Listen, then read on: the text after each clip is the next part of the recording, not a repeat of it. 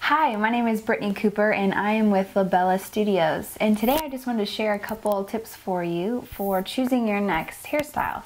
Oftentimes whenever you're getting ready to do something different, you almost kind of get overwhelmed with the possibilities and don't really know which direction to go. So today I want to just give you a couple quick guidelines that maybe will help make the choosing process a little simpler for you.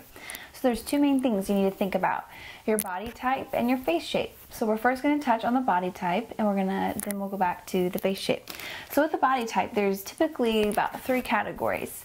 There's tall and lanky, there's average, and then there's short and sturdy. And so what the best thing to do is figuring out what category you best fit in to then decide what type of hairstyle would suit you the best.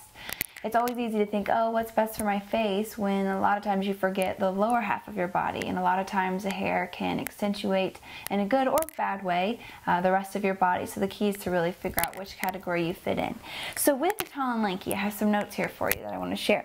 Tall and lanky, typically they're tall, they're elongated, their hips and shoulders are pretty proportional, so they're going to be long limbs, and a lot of times it's going to be better to have fuller hair that can touch the shoulders. When it's shorter, it's usually going to continue to elongate that body. It's going to continue to emphasize the length. So if you're looking to lessen that, a great way to do that is to have something that is longer, maybe a little fuller, some volume. That would be probably a great option for you. So for the average, it's kind of great because you can kind of choose which direction you want to go. Typically, with their height, their shoulders are a little bit more dominant and their hips are pretty average. But for you, it's just depending on which direction you want to go. You'll typically have a little bit of a longer neck as well. It's close to the tall and lanky body as well. So what you need to figure out is if you want to go shorter or longer. You can kind of pull off either, but if you choose the shorter, just like the tall and lanky, it'll probably cause your body to appear a little bit taller and longer. If you choose something shoulder length or longer, it's going to shorten your body as well. So it just kind of depends on what you're looking for. Now for the short and sturdy, typically you might have a more heavier or robust structure, and typically your neck will be shorter as well. So the best thing for you is to do shoulder length or shorter. And a lot of times our hair can be a safety blanket, and it's easy to want to hang on to it. If there's any other areas of our body that we're uncomfortable with, no matter what body type, we tend to want it longer so that we can kind of keep that as our safety. But for your body type, you can totally rock out the shorter haircut. So it's just finding the right style that suits your personality, your lifestyle, and making sure that it's best for you. But shoulder length or shorter is going to actually open up your neck area, create a longer line, which is in return going to actually make your body feel a little bit taller. So those would be some quick tips for your body type. So think about that. Then if we talk about face shape, this is super important. And some of you might have already known about this, but it's going to really help make a huge difference on choosing your hairstyle.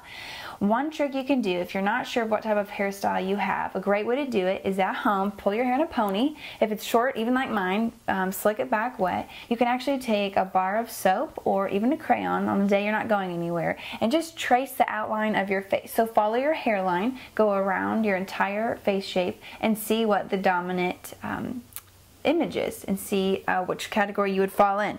So there's several options here. So we're going to quickly go over them, and we're going to talk about what the key points are to determine what your face shape is.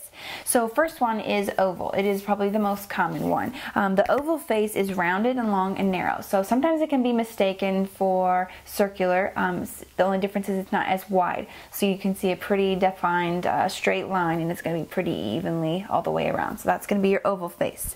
Round face, just like we just talked about, it's going to be similar to an oval, but it's going to be a little wider throughout your jawline. So you're going to see obviously a pretty clear round shape. Square are going to be pretty dominant. They're going to have a heavier jawline. You might see corners. Sometimes it's a little soft.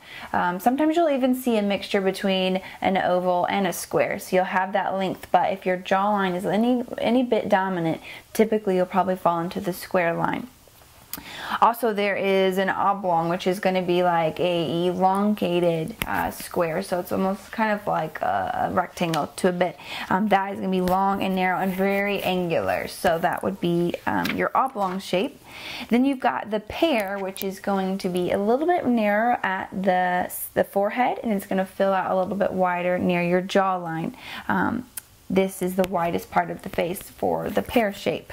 For the diamond, this is going to be real striking. You're going to see through your cheekbones. It's going to be your most dominant part, and then your forehead and your jawline are going to be a little bit more narrow. This is going to be very elongated and very angular as well. And then the last one, which is going to be your heart shaped, is going to be a real long face. I am a mixture of a oval and a heart.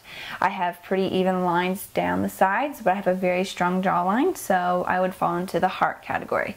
Someone else that falls in that is like a Reese Witherspoon. She also has a heart. So the great part is if you can figure out what your face shape is, then from that point, again, you can start to narrow down what best hairstyle suits you. So if you need to, rewind this, go in the mirror, pull your hair back, trace your face, and come back and listen to the categories again and see if you can fit yourself into any one of these face shapes. Hope that helped.